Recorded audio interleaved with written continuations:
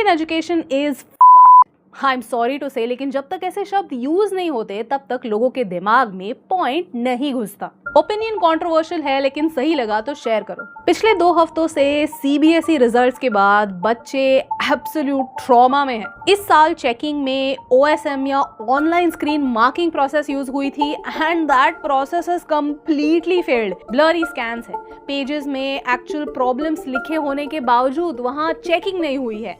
MCQs answer की से match होते हैं फिर भी हाफ पॉइंट ही मिला है।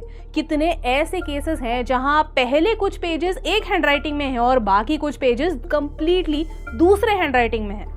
Every time you feel that the system is absolutely pathetic, it finds newer and newer ways of disappointing you and going even lower in its standard. People, when they applied for a copy of their papers, though the fees were too high, some people actually managed to make a payment to get a copy of their papers, तो उन्हें सिर्फ 2 paper मिले when they applied for 4 papers. So इतने सारे ऐसे inconsistencies हैं।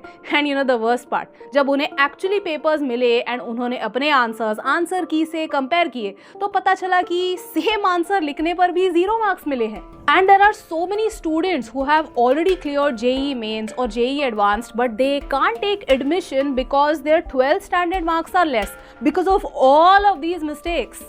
And the worst part, ये सब अवॉइडेबल था। कुछ ही महीने पहले निसर्ग नाम के एक बच्चे ने एक्चुअली प्लेटफॉर्म को ऑडिट किया, उसमें सिक्योरिटी गैप्स आइडेंटिफाई किए and as a responsible citizen उसने सीबीएसई के सामने ये सारे प्रॉब्लम्स लाए कि आपके सिस्टम में ये सारे डेफिशिएंसीज हैं, प्लीज इन्हें फिक्स कीजिए। What did CBSE do? They ignored it. Here are 3 things that CBSE needs to do immediately right now. The first thing is give grace marks to all of the students, ताकि जो बच्चे इस मोड़ पर अटक गए हैं कि उन्हें प्रोफेशनल एग्जाम्स में मार्क्स मिल चुके हैं लेकिन वो एडमिशन नहीं ले सकते, उनके एडमिशंस या फिर उनका प्रोसेस शुरू हो सके, वो कंटिन्यू हो सके। The second point is manually reevaluate all of the papers.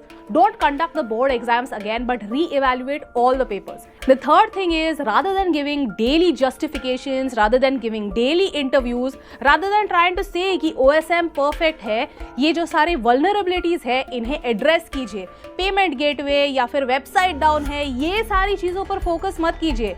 Please बच्चों के सिर पर और ज्यादा टेंशन मत ऐड कीजिए। स्टूडेंट्स भारत का फ्यूचर है एंड मिस्टेक्स आर ओके, लेकिन जब आप उन मिस्टेक्स पर एक्ट नहीं करते, आप बार बार जस्टिफिकेशन देते हो, आप ये जताते हो कि आप इस देश के भविष्य के बारे में कोई चिंता नहीं करते। Fix that, be accountable.